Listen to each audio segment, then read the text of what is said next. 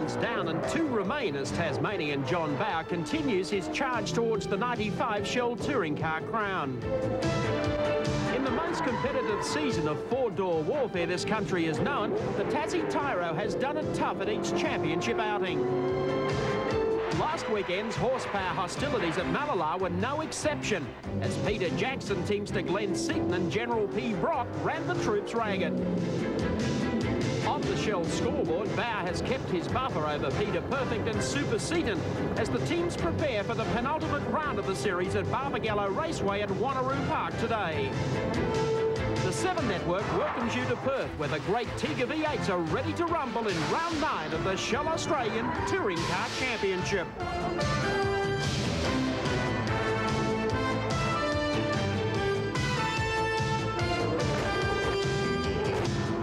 Proudly brought to you by Shell, Tui's, and Mitre 10. Hello Australia, I'm Mike Raymond. Welcome to Barbagallo Raceway in Western Australia and round 9 of a very exciting Shell Australian Touring Car Championship. Everyone expected John Bower to set the pace in qualifying here yesterday. He holds a 32-point buffer over Peter Brock and Glenn Seaton, but they have stolen the wood on him, Alan Moffat. Yes, Mike, the two fellows that can do the most damage to Bower's championship aspirations are on the front row. They read the weather well yesterday and qualified just superbly. Here's the qualifying times from yesterday. Peter Brock, quick time with a 102.55, Glenn Seaton a 102.77. Then Thomas Mazera having a good run in the Mobile Commodore with a 102.84. And Larry Perkins, he's always there, isn't he?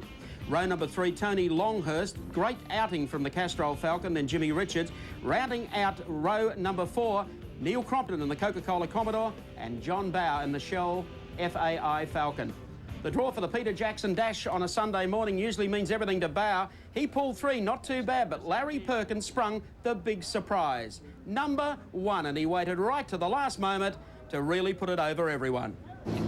And time to check out how they'll line up for the Peter Jackson Dash this morning at Barbagallo Raceway. Larry Perkins moves from the second row to pole position for the Dash in the Castrol Commodore with Jim Richards alongside in the Winfield Commodore. Second row is made up of John Bower in the Shell Falcon and Wayne Gardner in the Coke Machine.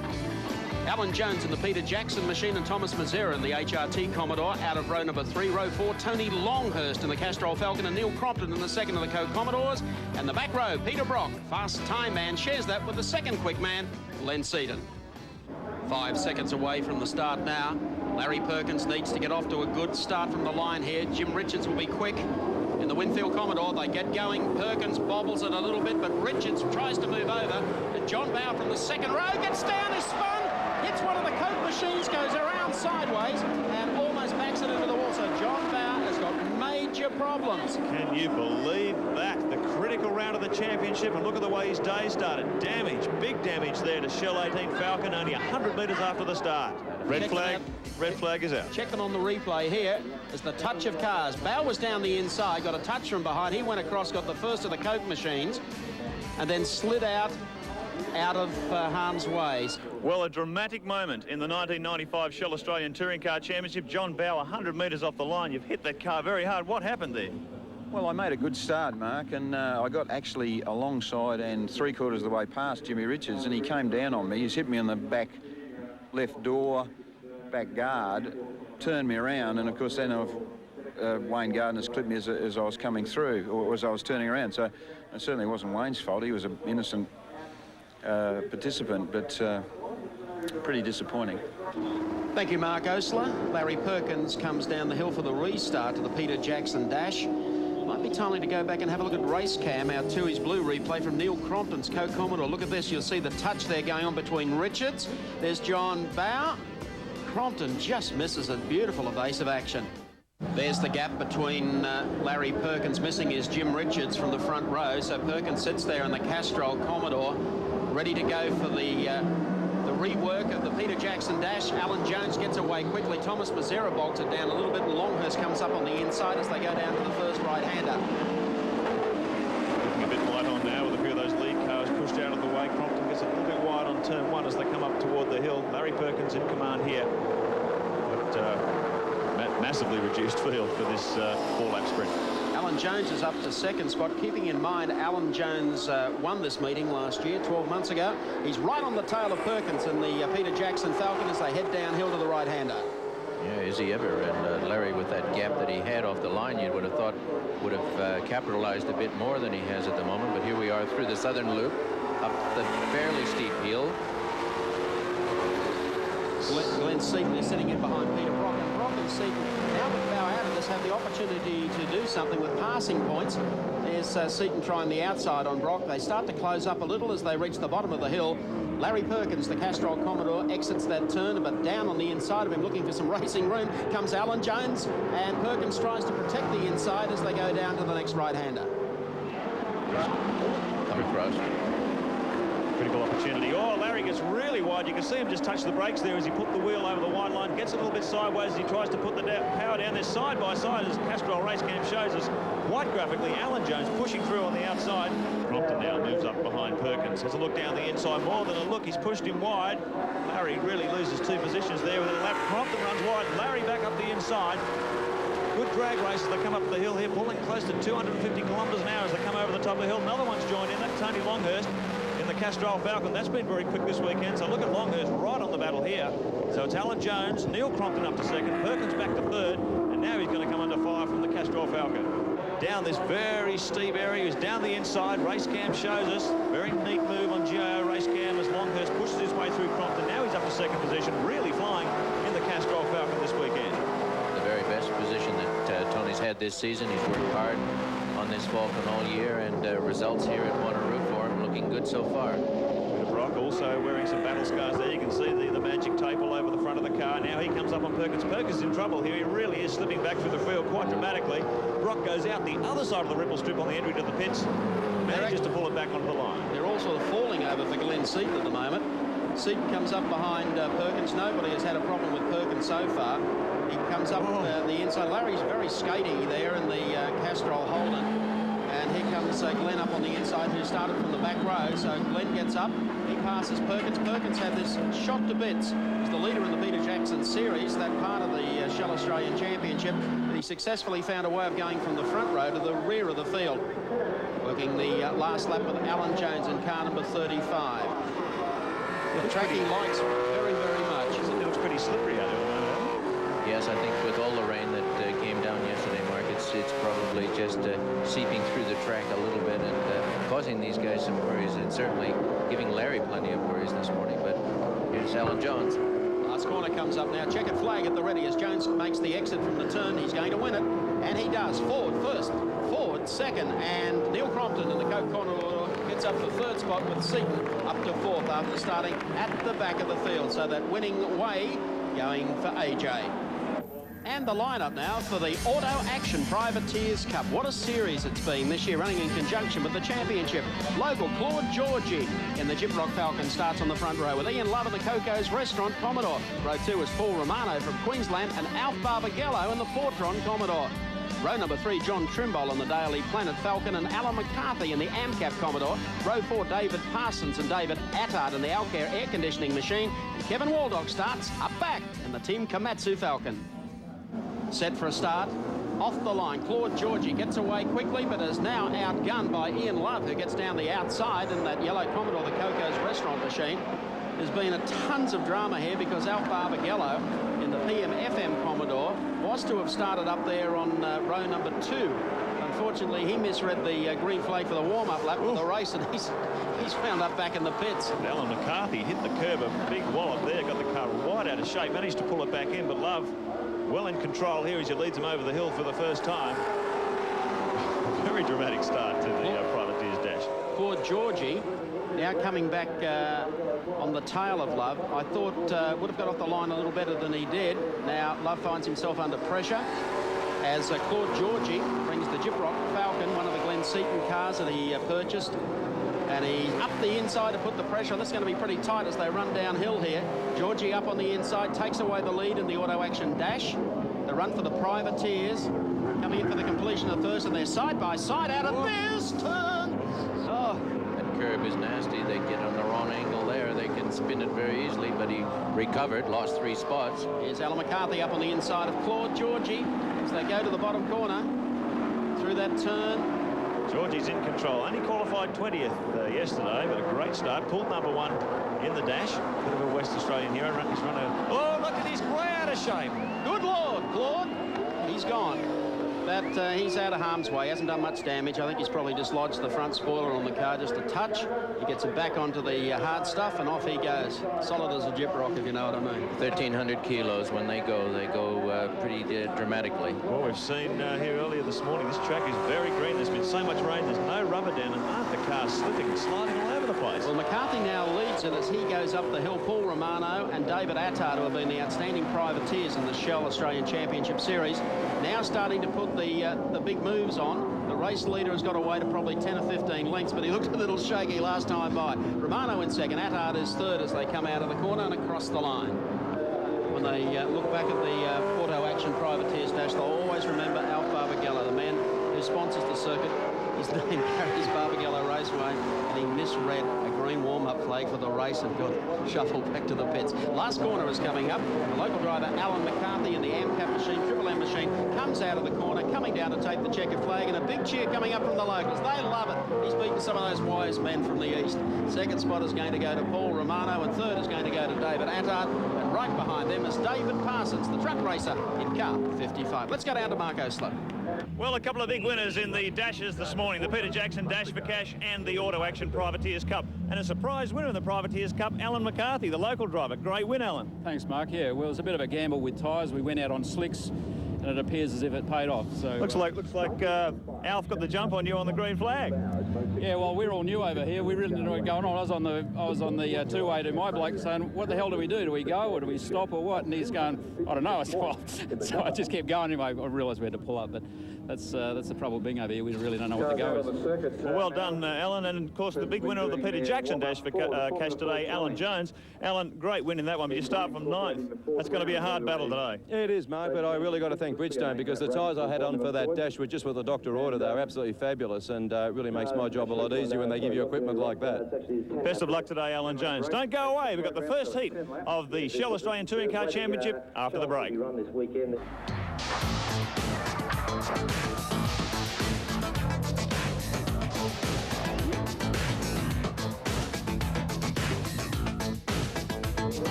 Back here before an absolute sellout crowd at Barbagallo Raceway, car number 18, the Shell Series leader, it's John Bowen. Can you imagine that is the same car that crashed so heavily in the Peter Jackson Dash earlier this morning?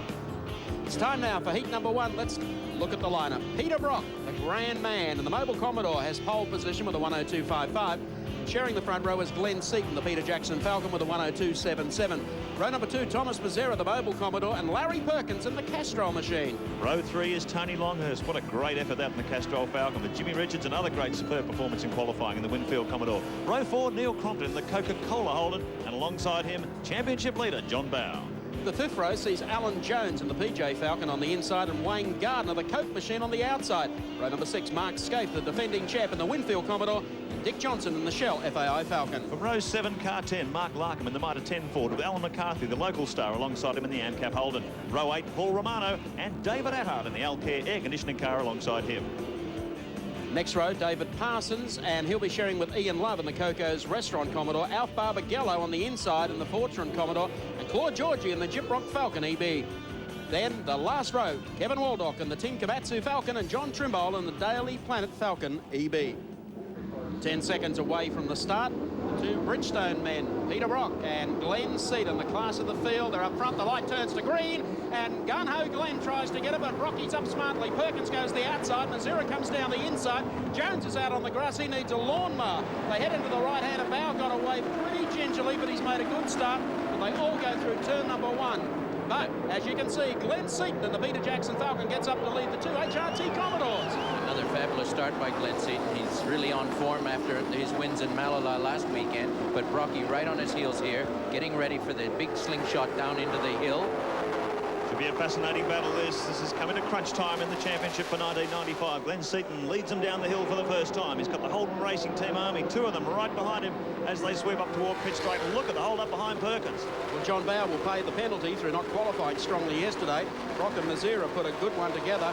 And here is Seaton stretching it, going down the hill. Brock in second. Mazera will protect that, and Tony Longhurst jumps out of the draft as he tries to get Tony Longhurst, yes, up on the inside of Larry Perkins. Couldn't do it that time. Next is John Bowe, and Dick Johnson sits one back off. Across the line, one done. John Bowe tries to get down the inside. Oh, there's Mark Larkham in trouble too on turn one. A very, very hectic opening lap to this first heat. John Bowe testing out Tony Longhurst up pit straight that time. I'm not sure if he was able to make any ground on him, and boy, it's hectic stuff here. Longhurst has really done well this weekend. They were happy enough at Malala, but just couldn't really get everything down that they wanted to. But here, Tony coming up to the back of the field here, the back of the leaders, I might add. Yeah, they are heading Johnny. Look at Johnny Bowe tucked in behind Tony there. He tried to get past him on the pit straight that time around. He's right up behind him as they come down toward the loop. This will be a really tough test of John Bowe's resolve and indeed his coolness under enormous pressure here this weekend. Well, I think he can probably deliver on that front. The problem is he can't afford to go banging fenders and wind up as we did in the dash. That was not really his fault, but he almost came unglued the last time around. He keeps diving under Longhurst. Here comes Crompton up on the inside. He wants to join the party. They exit that turn across the strike, two done. And Glenn Seaton's out to 3 car lengths over the 2 HRT Commodores of Peter Brock and Thomas Mazera. Just a fantastic echo here past the main straight with the revs of 7.5. All these V8s pounding out horsepower, thousands and thousands of horsepower here in front of us in one go. They just look fantastic. I'll tell you what, you've got to give a big green tick to the guys at Shell FAI. Those great team of engineers, Jimmy and Ross Stone, working on this car. It was very, very badly damaged, car 18. The front chassis rails are actually bent, but they've got their own repair equipment on it to get the car repaired. And look at it, it hasn't got a scratch on it. Absolutely fantastic work on behalf of the Shell FAI guys. They're not going down without a fight. Well, they say in this business you can get yourself in trouble quite easily if it's getting out of it that counts, and they've done a superb job here this morning to get John back into this race. Look at the high-speed freight train here, and here's the pressure man. Peter Brock, second in the championship, and Bowe really cannot afford to let this guy get too far in front of him. He really needs to leave this championship round with 21 points ahead of Brock if he's going to win it. Boy, he's got a tall order on his plate today.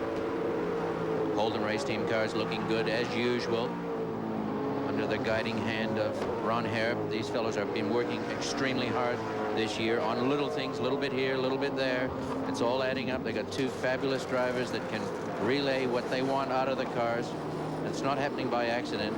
A lot of people think these cars just get a coat of paint, some fat tires, and a bit of a short back and sides during the week, but they really are worked on morning, noon, and night.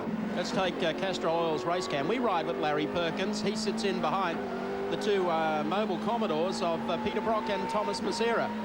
And you've got to be a pretty wise old hand to get past Larry for a start, and John might be just running conservative mode in this one. Well, Larry's hanging on pretty well here. There's been a lot of talk about the Dunlop tyre situation this weekend and how superior the Bridgestone shot cars, particularly these HRT Commodores, have been. But Larry, we're 5 laps into the race, and he's certainly not being left behind here. Tremendous run. He's certainly concentrating here. He's shadowing Mazera and letting him know that he's not just going to trail around here for 30 laps. I'll tell you, just in front of these, Glenn Seaton, he's just set a new mark, I think. 58.1 we had up on the timing monitor before. 58.3 that time around. The lap record is a 58.3, so Seaton running right on lap record pace out of the front of this pack. Last time across, 3.1 seconds the lead over Peter Brock that time around. Tricky part of the circuit. They go down this hill, a big, wide horseshoe. Got to place it just right. Apex here, the bottom of the hill, to get yourself ready where you can plant your foot on the gas and get up the hill, right out to the edge of the track, using every millimeter of real estate available to them there. Look at Larry Perkins setting up the HRT car here. Dives down the outside of Mazera as he got him covered under brakes. Larry's on a real charge here. Very impressive run from the Castrol Commodore. Not able to do anything about that, as our race cam shows very clearly. Larry gets squeezed on the inside. Yes, he did. That's Thomas protecting. John Bowe can look forward to some of that if he gets down here. Now there's Perkins. He'll accept that. I wouldn't want to do it a second time to him. Might wind up with well, just a little nudge. John's not going to get involved here. He's had his experience this morning in the dash where he had the front of his car wiped off, and with these two battling so closely, he's not going to get involved and sacrifice getting hurt himself. Well, the track's still very green. We've had a lot of rain in WA, particularly over the last couple of days, and the track very green. You can see the cars have been sliding around earlier in the day, but they're trying to get a nice racing line down. Plenty of rubber going down, but the cars perhaps running a bit stronger. And these times, very, very quick times in the low 58-second bracket. And hasn't the weather today been just the bonus for organisers? It has rained here in the west for the last 3 or 4 days. Actually, this morning, as we left to come to the circuit, around about 6:45, it was still overcast and sprinkling. By goodness me, have they got a crowd. They're packed in here like sardines as Larry Perkins works the outside here on Thomas Mazzera. Expect something to happen here shortly. He's doing it hard, and Thomas is doing exactly what he should be doing. Driving it as if he was leading the race is absolutely no different here. The only time you have to pull over and make a sporting gesture to any driver behind you is if you're being lapped.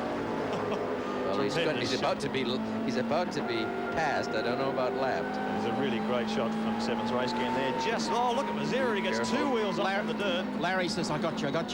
No, he doesn't. You see how he came across in the middle of the pit. He blocked the corner, and Larry couldn't capitalize on it, but Thomas's car really is oversteering in a number of these situations. That corner over the top, he put him right off the line. You can see he was oversteering on the power that time around. Thomas may be having a bit of trouble with tyres here. The car's looking quite unbalanced this early stage of the race. 8 laps into this 30-lapper. Now, here he goes. Knox looking for the inside, but he backed it off on him. Now they come across the strike again, and Perkins pulls alongside. They're side by side at the moment. Under braking now for the right-hander. That's Brock just ahead. And he's got him too. Cuts across in front of Mazzera. Very nice move from Larry, but Mazzera comes back on the inside. Just had the front of the Mobile Commodore into the rear quarter panel of Perkins' car, but no touch. And Perkins moves up, and the crowd are cheering. Good driving there by Larry, really concentrating, forcing himself, not saying this car isn't going to get by on automatic pilot. I've got to make it happen.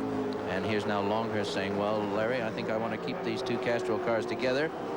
And now harassment from Tony Longhurst on Mazzera. Some smoke there just ahead of them as they came down. So whether it was Larry locking up something on the way into the right-hander, as they make the exit, Longhurst gets almost to the tail here of the car. So good strong run from Tony Longhurst. He's hanging in with his leading pack. He's done it tough this year in this level of competition. But he said to me yesterday, I'm just so... Oh, there's a Coke car in trouble. Is that Crompton? Car number 7. Way off there in the Sahara Desert. Smoke coming out of the car, and he will stay there for the remainder of this heat. Yeah, no way he can get out of there. He's got a lot of smoke coming out the front too, so... Doesn't look good. It doesn't look good. Neil Crompton exits. He's beached. Well, Wayne Gardner had a very frightening moment. His teammate in practice yesterday when he had brake failure and went off into the sand. Let's look at this on the Tui's Blue replay. It broke away there. Well, he's broken away. Whether he's been tapped, I'm not sure. Let's see if there's a car. Well, there's one of the Shell cars very, very close behind him. If that's Dickie Johnson, tell me, Crompton's not going to be on the rev limiter. He will be in a little trouble. That would have been a repeat of last week. Glenn Seaton leading this race and leading it handsomely. Hasn't he pulled the season together right toward the end? A perfect score. 3 out of 3 at Malala just 7 days ago, and looking like he's going to do it again here. Terrific run from Seaton. Won't he be upset about some of those bad runs at the beginning of the season, just saying my championship, just even half of some of those points he threw away on the first 3 rounds? At the moment, he'd be laughing himself to death. But none of this happens by accident. Let's check them out for you on the Shell race score. Glenn Seaton continues to lead in the Peter Jackson Falcon. Second is Peter Brock, the fast qualifier on the Mobile Commodore, followed then by Larry Perkins, the Castrol machine. Then it's Thomas Mazzera and Tony Longhurst. Jones, meanwhile, has made up a lot of ground here. Comes up down on the inside. Hey, out of the way. Let's go some racing. John just turned in so late there, and by the time he realised where he was, Jones was well in alongside him. There's nothing he could do. Pushed out of the way. Jones moves up again, so Bow now starting to struggle for a bit of speed. Not so much pushed out of the way, passed. Passed out of the way. Oh, Wayne Gardner, your Coke cars are in trouble here today. Gardner off in the sand too. The pause that distresses. Oh, he's really been in the wars. The battle damage on the car from that dash earlier in the day. Now he's in the sand. Be trying to... Well, he'll get out. But it just has not been. Here's what happened. Just broke away. That's where he had the brake problem. In practice yesterday, and hit the binders doing 170 clicks. Nothing there.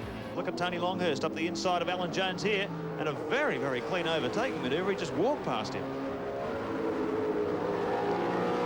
So down into Bridgestone corner, Tony Longhurst. Oh, Alan Jones is in trouble. You can see he went offline there. Has he got a mechanical failure in the car? There's smoke belching from the front right front left wheel, I should say. Where's that smoke coming from? That looks like it's coming out from behind the bumper bar, Alan. Maybe a mechanical problem. It could be, man. He's backed off as well as limping. So Alan Jones, who we saw just past Bauer a few laps ago. Let's see if Bauer can pounce on him this time around. He's certainly slowing. Alan Jones, very unusual. Tony Longhurst pushing past him onto the corner on the straight that time. Ran offline. What is that? It's like it's the top of the guard. We shall see. Yes, Glenn Seaton doing it very, very nicely. He got a lot of wind up his sails last weekend. 3 starts, 3 wins, and just spread eagling this field. Would feel tremendous here at the moment. I would have thought that the Brock, the last couple of laps, has actually gained a little territory back. Not a lot. Well, Seaton had it out to 3 seconds last time around. It was 2.7 on the previous lap. So we'll just wait for the transponders to come up. 2.46. So Brock's down under 2.5 seconds behind Seaton. He is closing the gap. A few tenths each time. Brocky just thinking to himself, 32 points to make up. Seaton's in the better position, I guess, in making some up. But Brock desperately needs 32. After his charge through the field at Malala, Brocky's probably feeling a bit lonely out here, saying, where's the action, chaps? But we can be reminded that all of the cars are behind him on this occasion. Just behind Larry, John Bauer has just moved up on Alan Jones. Alan must be struggling with that mechanical problem, whatever it is. That smoke billowing from the front guard. And Dick Johnson has also gone through. So behind Larry Perkins here, we'll be seeing his mirrors full of Shell Falcons. They continue the pace they've got at the moment. Perkins working hard at the wheel of the Castrol Commodore, out over the top, trying to keep the thing nice and straight, preserve those tyres. It's Thomas Mazera up behind Wayne Gardner, who's recovered. Mazera currently running in 4th position. They're lapping Wayne at this stage. Yes, Wayne. He's in there trying to get some points back. Neil's car's just up to its hocks down in the sand trap, so it's going nowhere. They'll try and pull that out after this race. Here comes... really shadowing him now, working him over very strongly, and I think we'll pull across quite efficiently now. Good move there by Mazera. So John Bauer up to 5th position, sneaking in front of Jones that previous lap. So the order: Seaton, Brock, Perkins, Mazera, Bauer, Alan Jones, and no, Dick has in fact passed Alan Jones. So Jones slipping back there. He is. He's on trouble on the inside line there in the Blue Falcon, and he's just going to try and limp on as best he can. Alan Jones is just dying behind him. Oh, Wayne Gardner's gone into the sand again. Exactly the place he came off only a few laps ago. So let's see if he can get out this time. He was lucky. Oh, I think he's dug a bit deeper here. I think he's in the... I don't think even the pitching wedge is going to get him out this time. He is stuck fast. 2 Coke Commodores sitting in the sand and nowhere to go. Wayne Gardner, won't he be disappointed? Talking on the headsets now to the pit crew. Unplugs. He's getting out. He's decided to bail out. Not the place to sit if the car can't be moved. Big hand from the crowd. He's what the hell? What's going on here? He's had brake troubles yesterday. Maybe he's having brake troubles again in the race. We shall find out. He's a character, that. Little bow to the fans. So Glenn Seaton still in command. The gap, 2.1 seconds over Peterborough. Brock is closing this gap. Now, Claude Georgie from Western Australia, the Gyprock Falcon, pulled across and gave Glenn a good run through. And Brock, at that same stage, look for the front of Brock's car. Here it is, just behind Georgie and Mazera. That's Parsons there getting lapped. Looked very similar to the HRT car from front on. There goes Brock, round the outside of Parsons. So the gap, 2.1 seconds the last time through. Georgie gives him a bit of racing room. Brock's got the lights on. He can see first place ahead of him. Boy, won't that be critical to his chances later on in the day. Up the inside of Georgie as they head down toward pit straight once again. 26 laps completed. This will be 27 with 3 laps to go. Almost a repeat of what we saw at Malala with Glenn Seaton out in front and Brock storming after him. And both Seaton and Brock have got the headlights aglow as they go across the stripe now. Seaton just visually appears to have just opened it up a little bit as Brock got caught up behind Georgie there. Well, keeping the gap static, 2.06 seconds. It's just over 2 seconds now, the gap between Brock and Seaton with 3 laps remaining. Yeah, there's not a lot in it, Mark, and Brock has been on a consistent charge, and his tyres are obviously just perfect the last couple of weeks. And Seaton, as we said earlier, if only he'd had this sort of consistency at the early part of the season. There's a few you can think that were thrown away. Brock's been very good on his tyre choices this year, really critical. He's always gone for Bridgestone's hardest compound on the back. They're really hard tyres that we can drive into the ground and give the car heaps. And they hang in there, obviously getting plenty of speed out of them too. And this package comes on particularly strong in the last third of the race, as you're seeing here. Brock closing the gap on Seaton all the time. Well, just Jones, slowly, but he's doing it. Jones is in for a stop down in pit lane. He's gone backwards through the pack. We don't have the onboard camera inside Brocky's car, and I can assure you he's driving it into the ground, Mark. He is really flinging that around with a great deal of finesse, but by the same token, he's pushing it. He's not there by accident. Well, just showing the strength of these Bridgestone tyres too. These are the only guys on the track now running in the 59-second bracket. Everyone else has slipped up into the 1 minutes or higher. And it really is testament to the tremendous grip and durability of these tyres under these conditions. 29 laps as they come across the start-finish line this time around. There's Alan Jones in trouble. The car has been sick and dying on him as he's tried to keep it going, but just couldn't bring it to the finish line. Jones ready to step out. We don't see this very often, but it is a tough job to keep two cars running. It's hard enough to keep one car running. Absolutely right. Car number 30. About to get, I believe, the last lap board as he comes around. That's Glenn Seaton. And I thought I detected He's got smoke as well. He's got smoke coming off the inside, off the front. He has a lot of smoke coming out of the inside. Exactly the same situation as Alan Jones' car. The smoke is coming from the same point. It's as if the cars are coming down on the wheels. I don't know whether the shock absorber leakage. Look at the damage to the front of the guard there too, Alan. Exactly the same scenario that unfolded for Alan Jones. The only good thing Glenn will know is that it took a long time to stop Alan's car. And hopefully, but Brocky will be smelling that smoke, and he'll be smelling that checkered flag too. Well, they've got not too far to go. If he can get into this turn here and just bring the power on it right, he'll have Brock on his tail as they exit that turn. Here comes Peter Perfect after him. They've got half a lap remaining. A run up the top of the hill here, then a run down the other side. Brock starting to get the air in the nostrils now. Now the really hard-pitched run at the right-hander, but I don't think he's going to do it. Seaton's car might be wounded mortally. They close him up in the last corner. The Ford of Glenn Seaton gets out, accelerates. Smoke comes out of the outside front, but Seaton brings it across the line to beat Peter Brock. And third place is going to go to Larry Perkins, who will just survive to beat home Thomas Mazzera for fourth, and John Bower will pick up fifth spot, Dick Johnson in sixth. Let's check out the top 10 for you in race number 1 from Barbagallo. Glenn Seaton, just the winner over Peter Brock. Larry Perkins finished in third. Thomas Mazzera was fourth, and John Bower picked up fifth place.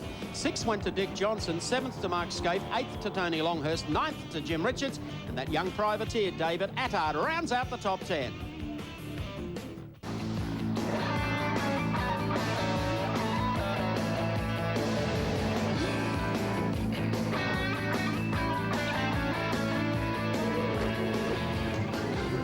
The Shell Australian Touring Car Championship Series continues with the grand final at Oran Park on Sunday, August 6th. In the meantime, there's been a lot more motorsport happening not only around Australia, but around the globe.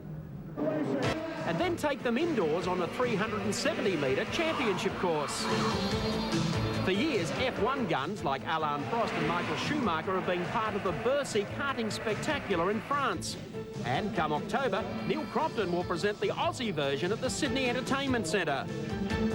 The lineup of talent stretches from Peter Perfect and Dick Johnson to Wayne Gardner and Larry Perkins. Well, the event in Paris was brilliant. The racing will be fantastic, and the show that supports it will be just great. We've got lighting, audio, great visual effects. It's going to be hardcore motorsport with theatrical flair. It'll be sensational. The course will wind its way inside and outside the entertainment centre, ensuring the Legends of Motorsport spectacular is just that. Yes, indeed. Plenty of huge crowd here today at Barbagallo Raceway at Wanneroo Park in Western Australia. A new circuit record, 25,082 spectators. Well, it took 4 hours to get them in. I don't know how long it's going to take to get them all home tonight. Don't forget the grand final of the Shell Australian Touring Car Championship will happen at Oran Park Raceway near Sydney at Narellan on Sunday, August 6th. That's when we'll give you the opportunity of nominating the best moves of season 95 in our Mitre 10 competition. It will be a write-in competition, so the quality of the entry will win. 4 of these magnificent tool sheds full of $5,000 each worth of product.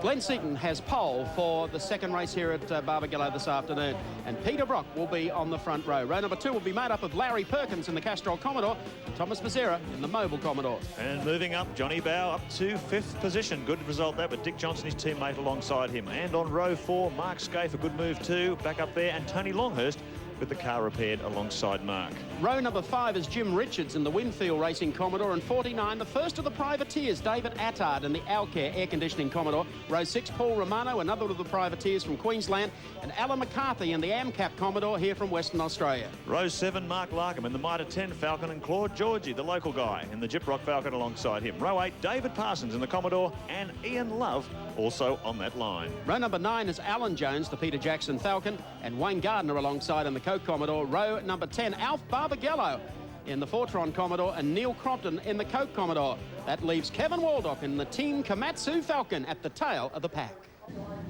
About 10 seconds away from the start, race number 2 of round 9, the Shell Australian Touring Car Championship. Peter Brock now only 22 points behind the series leader John Bow, and they're set to go. The front row, Brock and Seaton. Green light on. Seaton wins the start, and Perkins up the inside here could take the lot of them. Bow goes up smartly as well. Could have something here before the first corner as they ran down here into the right-hander. And Peter Brock's going to have a major problem. Bow got away to a brilliant start, has hung him out to dry. There they are. They touched, actually, coming out of that corner. Great start there from John Bow. He really leapt off that second row, almost got squeezed for space, was able to push through to 3rd position. Brilliant start from the series leader. And Brock, he's just shuffled back a little bit in the pack. Johnson went out on the grass, actually, and managed to hold it back on the track. So a very fraught start to Heat 2 here today. Yeah, Glenn away really beautifully again. He's really got this start down pat. He knows what he wants to do. But a fabulous start here from these two fellas, Larry and John. And John now challenging Larry going up the hill. It will be interesting when we catch them. Well, he almost got him. He stuck his nose up inside the Castrol Commodore coming out of the loop that time. Didn't quite have the speed on him coming out of the corner up toward the hill, but he's in 3rd position. I reckon he'd be very, very happy with that start. What a great start to Heat 2 for him. Now Perkins will try and work his way across to the right-hand side of the racetrack to protect himself for the next turn. Bow comes down. There's one of the McCarthy actually went away a bit on the wide side out of that turn. They go into the bottom corner, and now we have John Bow trying to pick up those points. Brock sits back one behind Bow, and they'll have to deal with Larry Perkins, who had no tyre problems whatsoever with these Dunlops in the first heat this morning. Well, as Mike said on the start line, 22 points now, the gap between Peter Brock and this man, John Bow. Boy, it's getting tight in this championship chase, looking like going all the way down to Oran Park. And any extra points Bow can get here are going to be so valuable to him in that Sydney final. Look at him. Bow up on the inside. Perkins went a little on the wide side. Peter Brock can see that now. The horsepower comes into play. John Bow with the Falcon on the inside, and Larry trying to move across to the right-hand side of the circuit. They'll come down the hill, and they are pacing it out. This is flat strap, just on 180 kilometres an hour, and Bow gets it under brakes. He moves up one spot to 2nd. Brilliant move by John Bow under brakes there. He held Perkins side by side. No shortage of grunt from the Castrol Chevy, but John had just enough, and he's got a wheel mark on the side of the door to prove it. These guys have been running side by side. Larry Perkins sits in here, carries our Castrol Oils race cam. There's Glenn Seaton disappearing out of that turn. John Bow just a touch sideways out of there. Perkins back in 3rd, Brock is 4th. That's the order into the left-hander. Oh, well, with nothing but fresh air in front of him, Seaton has got the ability to make every millimeter count for him. A little bit of fighting here between John Bow and Larry Perkins. Hard to get onto Seaton's bumper bar at this stage, but real great maneuvering by John Bow. And here come the Brockman, right up behind Larry Perkins, and Dick Johnson's there as well. He wants to get towards the front. Johnson has already been at, I guess, an inquiry today over Neil Crompton going off into the sand trap. That's Crompton's 2nd departure into sand traps in the last 2 weeks. Dick, allegedly the culprit. Well, Johnny Bow absolutely flying here. We saw in the last few laps, I think it was the final lap of the opening heat, that big puff of smoke from the front of Seaton's car. It was actually just a fiberglass shroud off one of the air jacks that got caught in the wheel and puffed out a bit of smoke. So Seaton's car running absolutely perfectly. Here's Johnson defending from Tony Longhurst. He too has been back in the garage. Had a terrible electrical misfire in the Castrol Falcon. They hope they've cured it for Heat 2.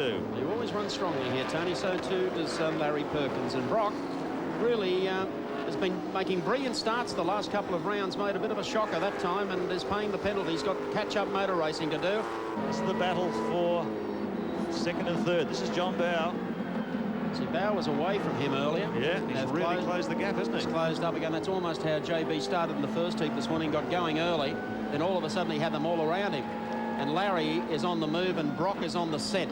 Brock has just picked up the tail of Larry Perkins, so they're not going to get away from Brock. And Dick Johnson sits one back behind them. Seaton really is steaming away. 2.6 seconds the gap that last time around. He's doing exactly what he did in Heat 2. And look at this down the inside. Perkins actually takes Bow in an identical manoeuvre to what Bow did to Perkins only a few laps ago. Really cut and thrust amongst these two Dunlop cars. And there's Brock sitting right behind him. You've got to feel confident about your car to be able to make a move like that when you throw all of the 1,300 kilos laterally. He's got to be able to hang on to it. You see a little bit of defensive driving there, Al? Well, he's entitled to do that. I didn't say he wasn't.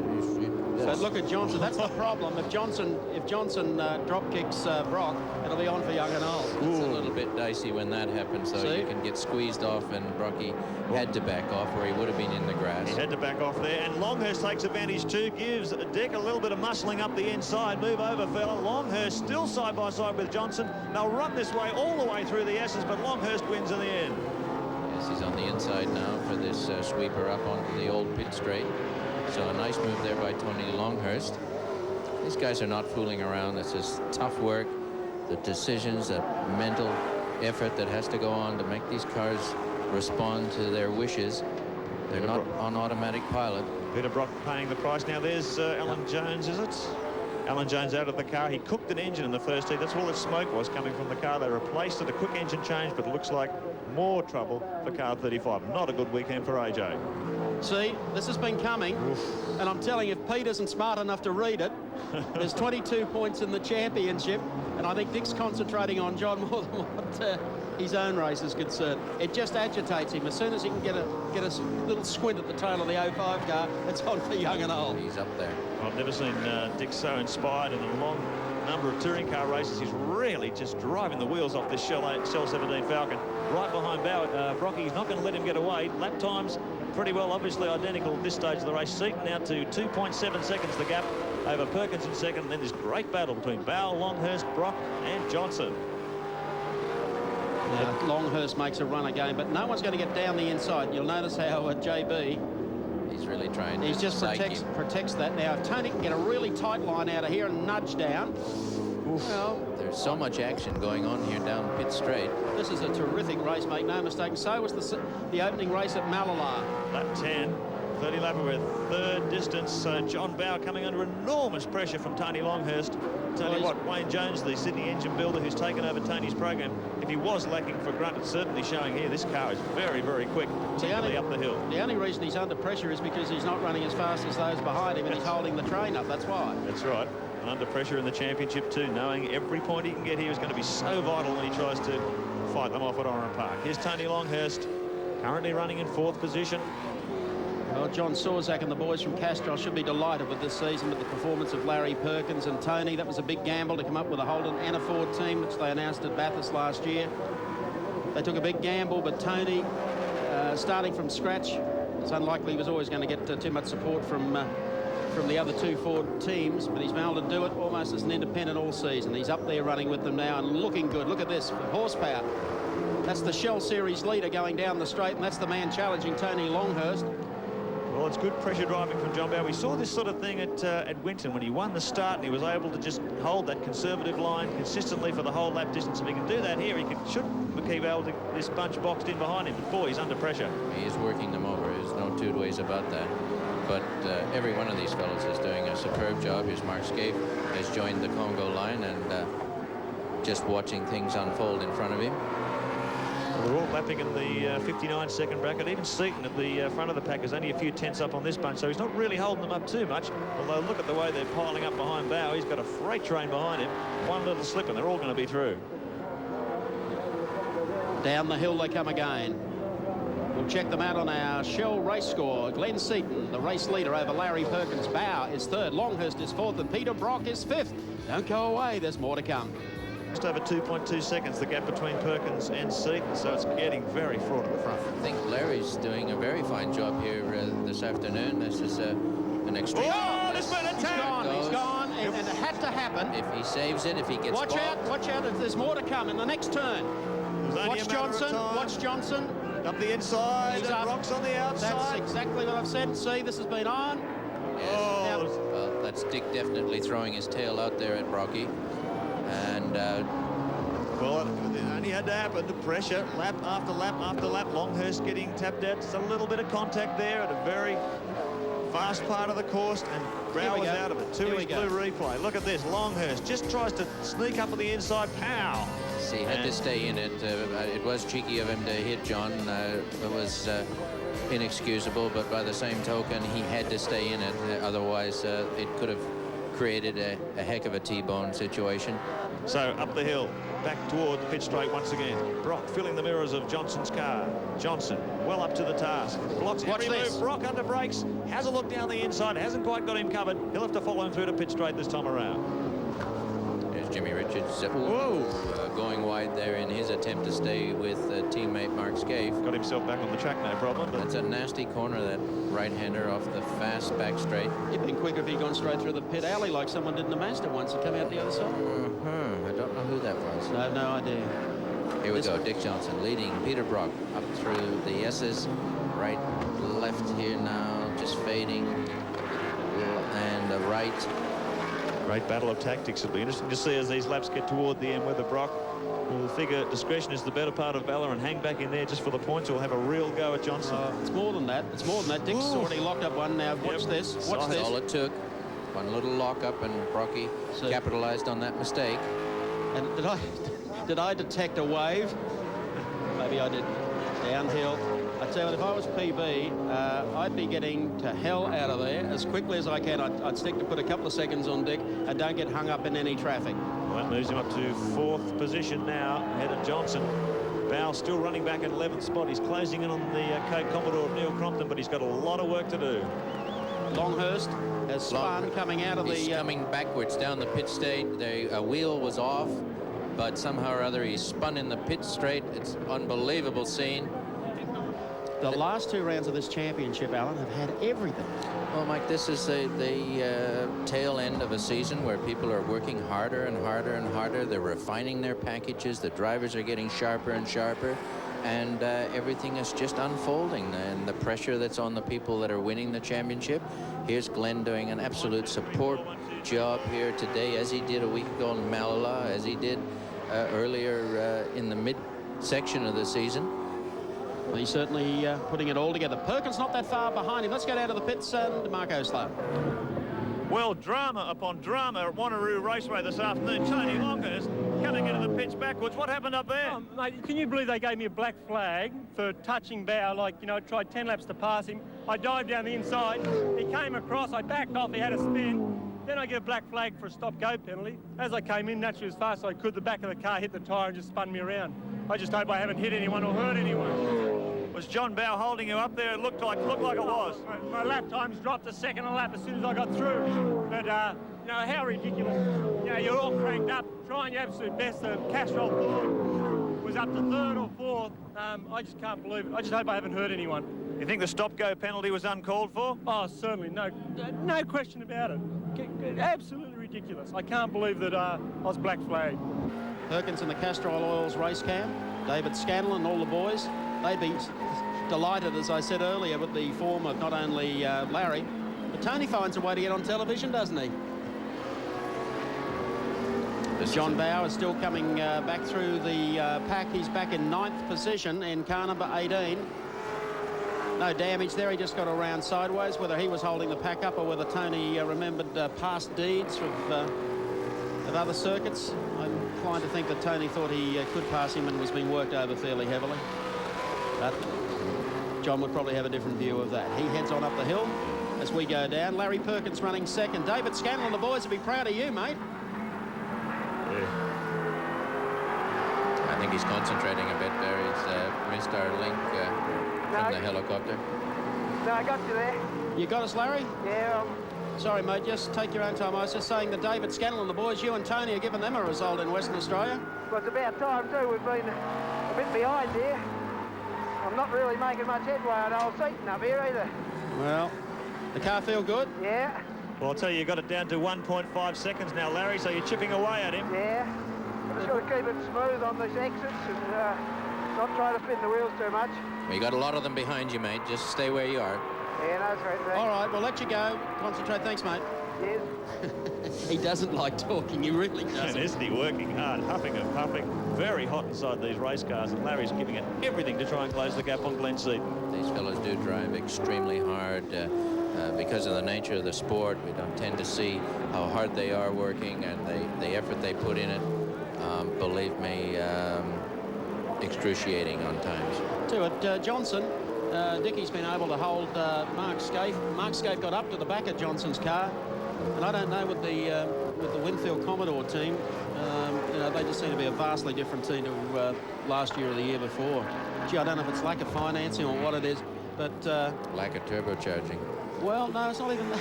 It's a case of last year Mark was just Johnny on the spot in the early part of the season, and to see him and Jim just running around at the middle of the field is just quite uncommon. There's Brock going through, lights are on, and he goes after the rest of them. Ahead of him, of course, the two that we've mentioned, Glen Seaton and Larry Perkins. There's Dick, car number 17.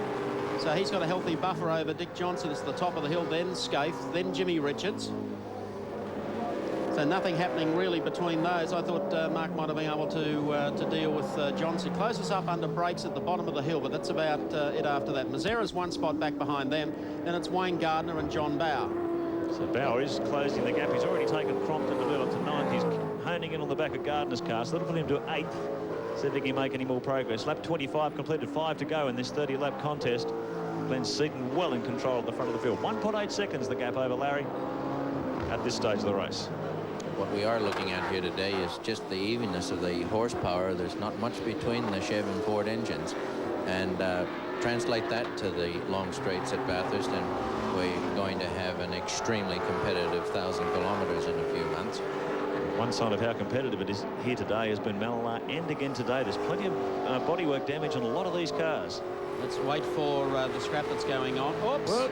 I think that's the Coco's restaurant car, the 31 car. You love? And he's out of harm's way. He's going to come back onto the circuit. That's on the start finishing straight. Thought about going back into the pits, but no, it's okay.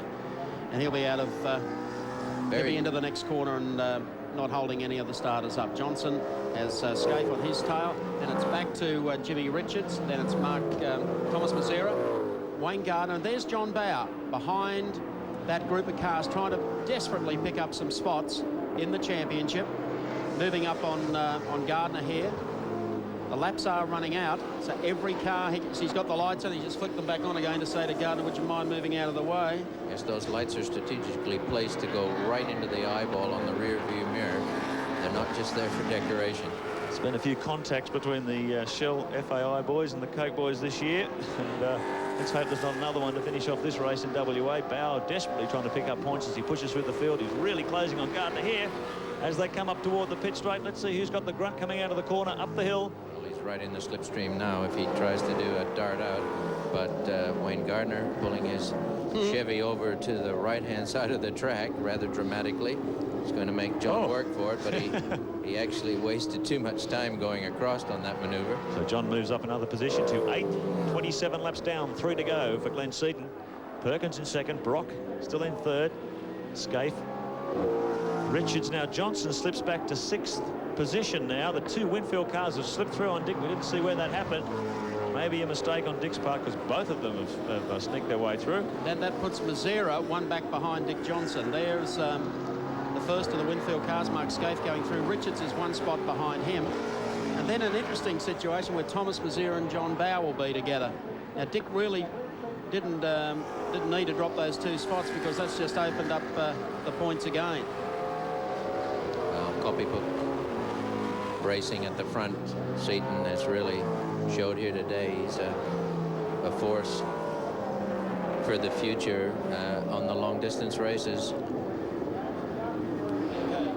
There goes Jimmy Richards through. Thomas Mazera is one back behind him, and then it's Dick Johnson and John Bauer. So Bauer will get the move by sign from Johnson, which he does.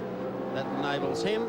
to get up one spot, so Dick was dropping back perhaps in the pack. He looked pretty strong 5-10 laps ago. Bow up to 7th now. He's made some tremendous progress in the last few laps. He's worked extremely hard to recover here, Mark, and to his credit, he didn't get mad and just throw the towel in. He's worked his way back after that skirmish with Longhurst.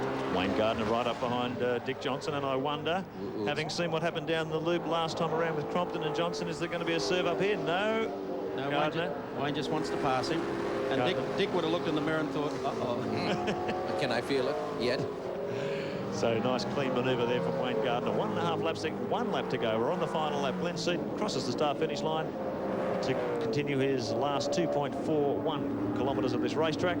Here comes Johnson again. Back to try and challenge. So all these positions have been jumbled up in the last couple of laps.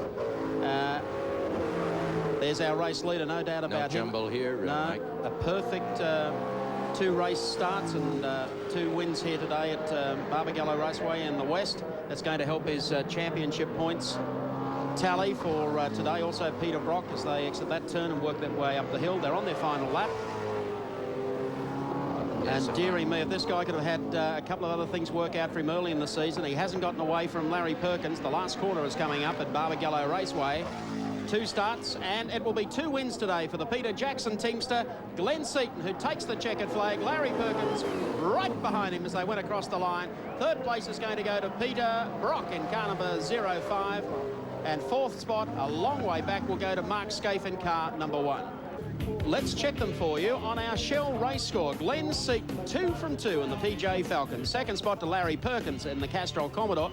3rd spot to Peter Brock in the Mobile Commodore. 4th goes to Mark Scaife in the Winfield Commodore. And 5th to Jimmy Richards in the 2nd Winfield machine. 6th spot to Thomas Mazzera. 7th was John Bow in the Shell Falcon. 8th Wayne Gardner. 9th Dick Johnson. And rounding out the 10, our Niels on wheels. A very happy Wanneroo Park here this afternoon. Barbagallo Raceway, 3rd overall for the championship round at Barbagallo today. Goes to Larry Perkins for the Castrol team. It was hard work out there. Yeah, but I don't mind at all. It's a fair while since I've been standing here, and we've had a disastrous run over the last 3 or 4 or 5 rounds, and absolutely delighted to be here. And this Dunlop development we've all been hearing about, it's coming good, and today was a very good effort, and I'm very happy. Well done, Larry Perkins. A heck of a race. We look forward to seeing you at Oran Park. 2nd overall, and boy, is he making a run for this championship. The man they call Peter Perfect, Peter Brock. 2nd today, but you're right on the tail of John Bow.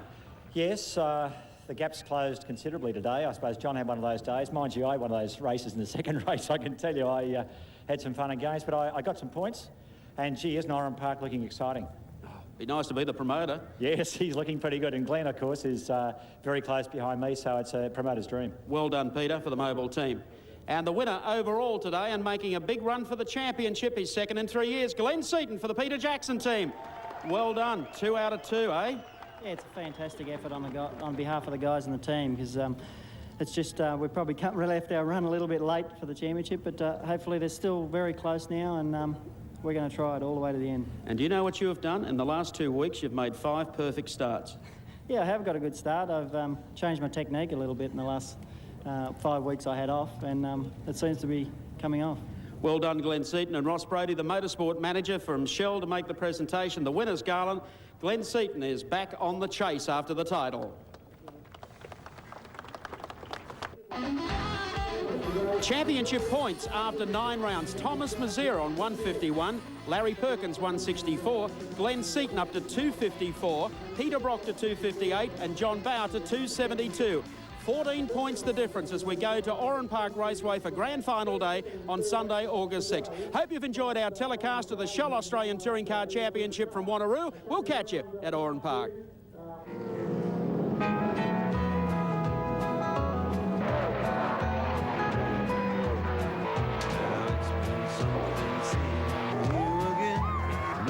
Time we've had to spend, been so good to be around.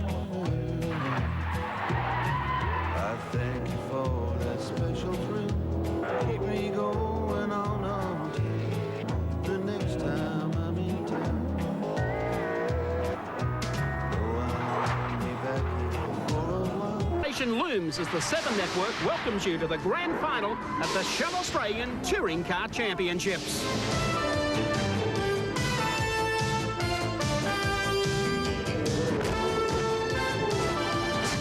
proudly brought to you by Shell.